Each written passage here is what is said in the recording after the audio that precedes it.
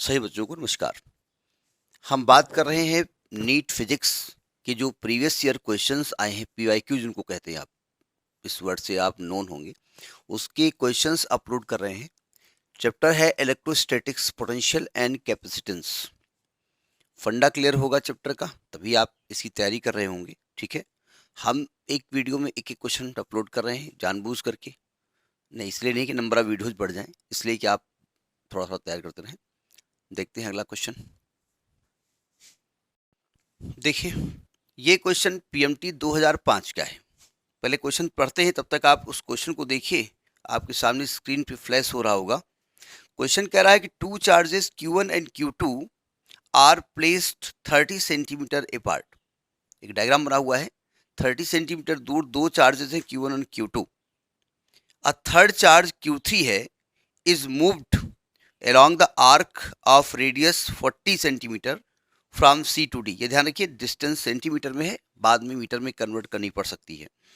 तो इसको C से D तक इसको मूव किया गया। The change in potential energy of the system, system की पोटेंशियल एनर्जी में चेंज कितना हुआ, ये आपसे पूछ रहा है।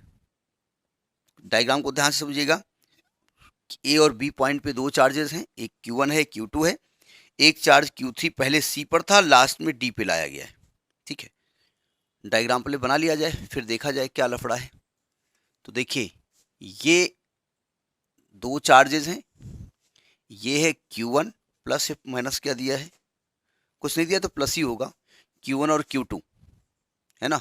और इनके बीच की दूरी है 30 सेंटीमीटर, बाद में हम मीटर में कन्वर्ट करेंगे। एक दूसरा चार्ज है, तीसरा चार्ज है, दो तो ही है, वो 40 सेंटीमीटर दूर यहाँ पर है, 40 सेंटीमीटर दूर है। ये ए पर रखा हुआ है, ये बी पर रखा हुआ है, और वो यहाँ सी पॉइंट पे है, और उसकी वैल्यू है Q3। ये Q3 है, और इसको यहां से देखो 40 सेंटीमीटर का आर्क में लाया जा रहा है, तो सिंपल सी बात है, यहीं कहीं आएगा, यहां लास्ट में कहीं पर आएगा डी पॉइंट पर, और उसकी दूरी यहां से 40 ही रहेगी, है ना, यानी यहां से 10 हो जाएगी, सेंटीमीटर लिखा हुआ है। ठीक है, तो कहते हैं यहां से यहां तक पोटेंशियल एनर्जी में चेंज कितना हुआ। तो पहले तो इनिशियल स्टेज में पोटेंशियल एनर्जी की बात कर लेते हैं, मतलब पोटेंशियल एनर्जी इनिशियल क्या होगी जब वो सी पॉइंट पर था। तो potential energy of the system होती है।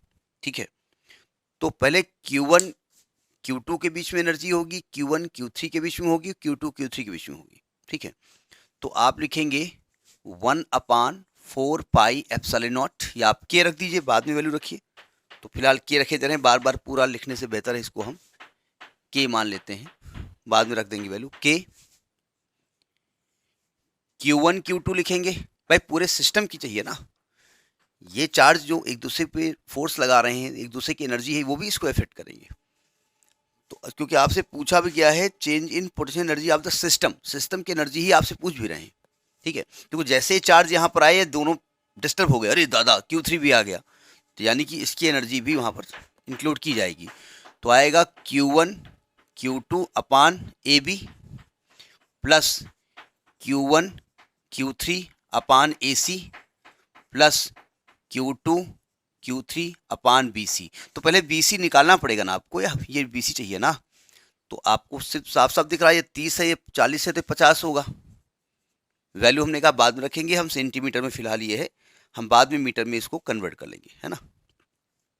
तो यानी ये वैल्यू आएगी के Q1 Q2 upon A B कितना है 30 plus Q2 Q3 upon A सी कितना है 40 Q2 Q1 Q3 और प्लस Q2 Q3 BC कितना है 50, बाद में हम इसको मीटर में कन्वर्ट करेंगे। तो ये तो आपकी इनिशियल पोटेंशियल एनर्जी हो गई। अब फाइनल देखिए, फाइनल चार्ज कहाँ पे लाया गया, डी पॉइंट पे लाया गया। ठीक है, तो जब फाइनल निकालेंगे डी पॉइंट पर, तो के Q1 Q2 तो वहीं रहे, तो Q1 Q2 upon A B ही रहा, प्लस ये ध्यान रखिएगा Q3 यहाँ पर आ गया है, ये Q3 यहाँ पर आ गया है, तो जब Q1 Q3 लिखेंगे तो दूरी क्या हो गई AD रही, प्लस Q2 Q3 किया तो दूरी क्या हो गई BD हो गई। ठीक है, ये सब सेंटीमीटर दूरियां हैं। रख दो वैल्यू के, Q1 Q2 upon A B है 30 plus Q2 Q3 upon A D कितना है, ए डी तो 40 होगा ना, क्योंकि 40 सेंटीमीटर के आर्क में घूम के आया है ना, तो 40 आएगा, और प्लस Q2 Q3 अपान बी डी कितना है 10। अब देखो ध्यान से, जब चेंज इन एनर्जी निकालोगे तो फाइनल में से इनिशियल माइनस करोगे।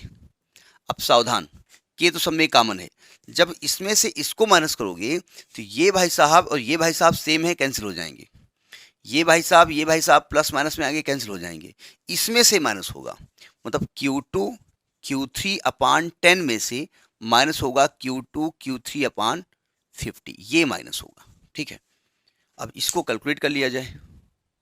अच्छा ये ध्यान रखिए, ये जो के हम यूज कर रहे हैं ना, ये 1/4πε0 है।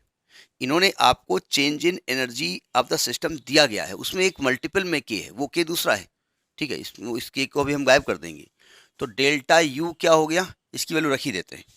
इस के की वैल्यू क्या है 1/4πε0, इसमें एलसीएम ले लीजिएगा 50, तो यहाँ पर आएगा 5 - 1 यानी 4 Q2 Q3, यानी कि ये सेंटीमीटर में है ना नीचे, तो इसको मीटर में के लिए क्या करेंगे 100 से ऊपर मल्टीप्लाई करेंगे।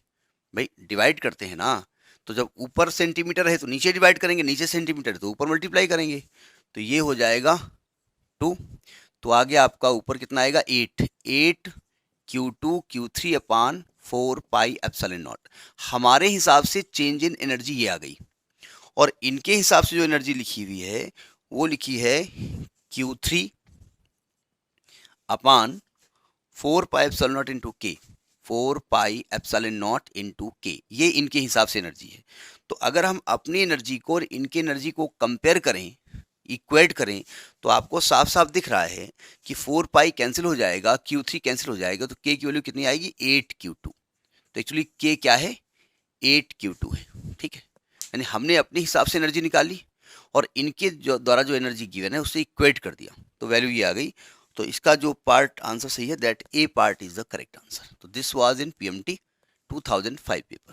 तो this is the this question. Next in the next video. Thank you.